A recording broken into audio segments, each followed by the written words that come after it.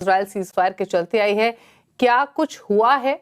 क्या developments overnight या फिर मार्केट ओपनिंग तक देखने को मिली हैं? सब डिटेल्स लेकर हुरमास फताके हमारे साथ मौजूद है। हुरमास, बताइए। बड़ी खबर जो कहते हैं कि हर चीज़ की एक कीमत होती है, तो आज का जो डेवलपमेंट हुआ है उसके बाद से बाजार को तो 5 लाख करोड़ का फ़ायदा तो हुआ ही है।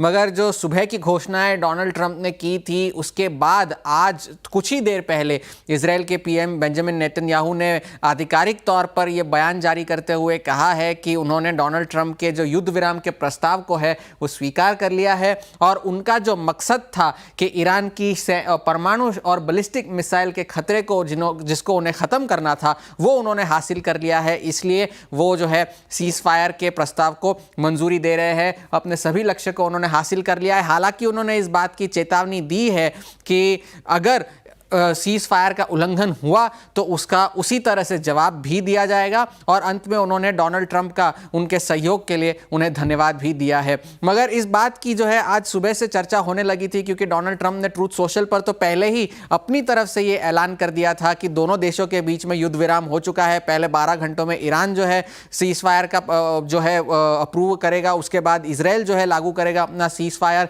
और दोनों पक्षों ने जो है उसके बाद भी खबरें चल रही थी कि दोनों तरफ से मिसाइलें दागी जा रही है, खबरें अभी भी आ रही थी। लेकिन अब ये जो है खबरों का सिलसिला जो है वो थम गया है। बाजार ने इस बात को जो है वो चीयर किया है और ईरान ने जो है सभी सरकारी टीवी चैनल्स ने जो है सीज फायर के जो है पहले इस बात को मंजूरी दी थी। अब जाकर के डाउ फ्यूचर्स में 400 अंकों की तेजी देखने मिल रही है।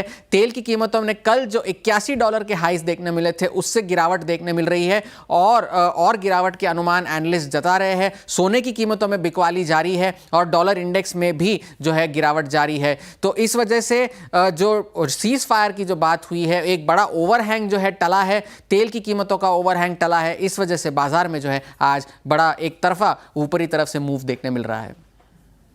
थैंक यू हुरमास, ये डिटेल्स बताने के लिए। डेफिनेटली एक कॉशियसनेस, नर्वसनेस, एप्रीहेंशंस इन्वेस्टर्स के मन में थी इन टेंशंस के बीच में, जो कि दूर होते हुए दिखाई दी और यही कारण है एक स्ट्रॉन्ग मोमेंटम इन मार्केट्स में नहीं, ओवरसीज मार्केट्स में भी देख रहे हैं। रुक रहे हैं इसी के साथ एक